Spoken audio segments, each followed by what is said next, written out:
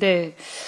7월 8일 관세 유예 시한이 다가오고 있고, 또 7일 현지 시간으로, 오늘, 현지 시간 7일로, 트럼프 대통령이 12개국의 관세 통보 서한을 발송했다고 합니다. 8월 1일부터 적용된다고 하는데, 한국이 포함되어 있는지 여부가 아직까지는 불확실한 것 같습니다. 이 유예가 우리나라 입장에서는 유예가 불가피한데요. 여러 가지 상황상 우리 한국의 이 관세 협상과 관련해서 지금 위성락 안보실장 그리고 여안구 통상교섭 본부장이 동시에 방미를 해서 협상의 총력전을 벌이고 있는 것으로 알고 있습니다. 굉장히 어려운 상황입니다.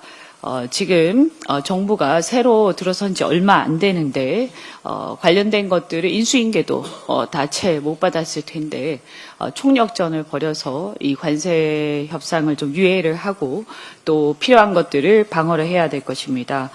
최선을 다해 주시고 정부는 만전을 기해 주시기 바랍니다. 민생지원금 관련해서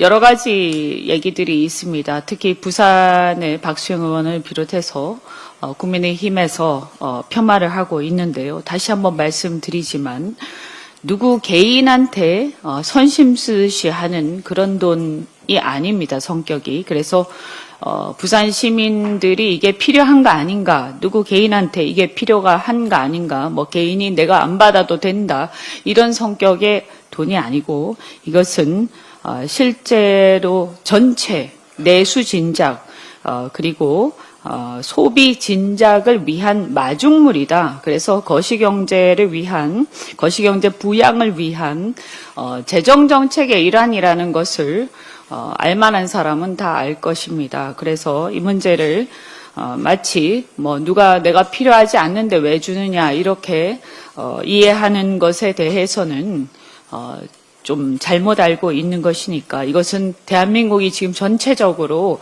내수가 굉장히 침체되어 있어서 이 상태로는 어떠한 경제 부양도 되지 않기 때문에 불가피하게 정말 최후의 어떤 비상 대응책으로 하고 있는 것이다. 마중물이다라는 것을 다시 한번 강조드립니다. 그래서 국민의힘 의원들이나 국민의힘 측에서도 이것을 알면서도 이런 식으로 호도하는 것을 당장 그만두시기 바랍니다. 대한민국 내수 경제가 살아나야 한다라는 것에 대해서 그렇다면 과연 국민의힘에서는 반대한다는 것인지 일단 그 효과에 대해서 지켜보고 판단해야 된다라는 것을 다시 한번 말씀드립니다. 국민의힘이 이와 같이 내 탓 중병이 심각합니다. 윤석열 정부 때도 야당 탓, 언론 탓, 국민 탓하다가 불법 비상계엄을 선포해서 총칼로 국민을 짓밟으려다가 몰락의 길을 걷고 있는 것 아닙니까? 이제 새 정부가 출범한 지 겨우 한 달 되었습니다. 건전한 비판은 물론 감사한 일입니다. 그러나 자신들이 망쳐놓은 경제를 어떻게든 살려보려고 하는데 정도껏 해야 하는 거라고 생각합니다. 지난 금요일에는 또 국힘에서 이재명 정부가 한국은행에서 17조 9천억 원의 마이너스 대출을 받았다 하면서 마치 큰 잘못을 한 것처럼 기재위에서 지적을 했습니다. 이것도 역시 참으로 개탄스러운 일입니다. 지난 6월 이재명 정부가 한국은행에서 17조 9천억 원을 차입한 것은 올 상반기 예산 신속 집행을 위한 것이었습니다. 정부가 한은에서 일시 차입하는 것은 합법적인 것이고 물론 세수가 풍족하면 한은으로부터 마이너스 대출을 받을 필요가 없습니다. 근본적으로 윤석열 정권처럼 감세로 인한 엄청난 세수 결손, 감세와 그리고 경기 침체 그리고 경제 성장 정체로 인한 엄청난 세수 결손이 일어났습니다. 23년에 56.4조, 24년에 30.8조. 이렇게 세수 결손을 은폐 수단으로 과도하게 차입을 하게 되면 결국은 국민 부담이 커지는 것입니다. 한은으로부터 차입하면 이자를 지급해야 하는 겁니다. 결국 이재명 정부가 출범 한 달 만에 한은으로부터 일시 차입한 것은 윤석열 정권의 경제 실정으로 인한 세수 부족으로 인한 것 아닙니까? 더구나 윤석열 2년 동안 한은 차입금은 290조 원이나 됩니다.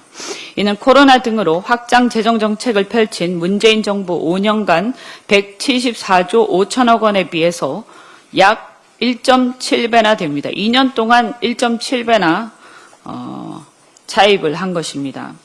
한국은행 차입에 따른 이자도 3,592억 원이나 발생을 했습니다. 한마디로 이재명 정부 초기 빚을 인수인계 받은 상황에서 경기 부양을 위한 불가피한 것이었습니다. 윤석열 정부의 높은 차입금과 경기 침체를 극복하지 못한 데 대해서 반성부터 할 일이지 이렇게 무차별적으로 정권 초기에 비판에 열올리는 것은 도의가 아니라고 생각합니다. 재정 운영을 잘못해서 자기 정부에 부담을 주고 국민에게 큰 손해를 끼쳤으니 잘못을 되돌아보고 반성부터 하길 바랍니다. 지난번에 부동산 규제 관련해서 상호주의 원칙을 따라야 한다라고 말씀드린 바 있습니다. 다행히 국토교통부가 이달부터 관계부처와 수도권 부동산 시장 합동조사에 착수했다고 합니다. 특히 해외 자금 불법 반입, 편법 증여 등 외국인의 투기성 거래도 조사 대상에 포함시켰다고 하니까 강남 3구 등 고가 아파트를 외국인들이 사들인다는 소문의 진위를 철저히 파악해서 외국인의 불법적 부동산 투기를 근절하기를 바랍니다. 그런가 하면 최근 온라인 여론을 중심으로 외국인에 대한 혜택이 과도하다는 비판이 확산되고 있습니다.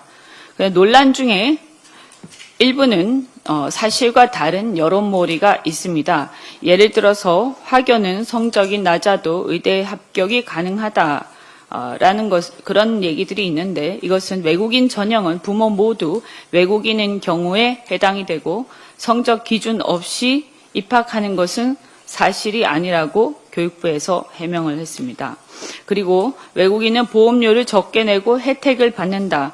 이것은 2021년 이후에 동일 기준을 적용하고 있다고 합니다. 또한 다문화 자녀는 군 면제가 된다라는 것에 대해서도 복수 국적자는 병역 의무가 있다고 합니다.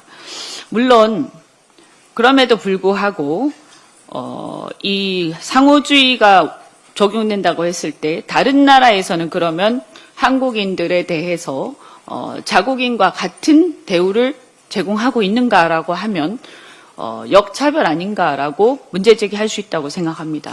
그래서 같은 혜택을 주는 것이 과연 공정한가라는 문제제기에 대해서는 검토할 필요가 있다라고 저는 생각을 합니다. 또한 부동산에 관해서도 예를 들어서 외국인이 해외 대출을 통해서 국내 부동산을 매입을 한다든지 이런 경우에도 역시 말씀드린 것처럼 규제 사각지대가 발생을 합니다. 따라서 정부는 이번에 부동산 시장 점검을 통해서 실태를 철저히 파악하고 종합적인 대책을 마련해야 할 것입니다. 또한 외국인이나 다문화 가정에 대한 근거 없는 혐오 조장은 사회 통합이나 국가 경제에 도움이 안 되기 때문에 지양해야 되지만 그럼에도 불구하고 자국인 우선주의의 국제정세 속에서 우리 국민만 역차별받는 경우는 결단코 없어야 할 것입니다.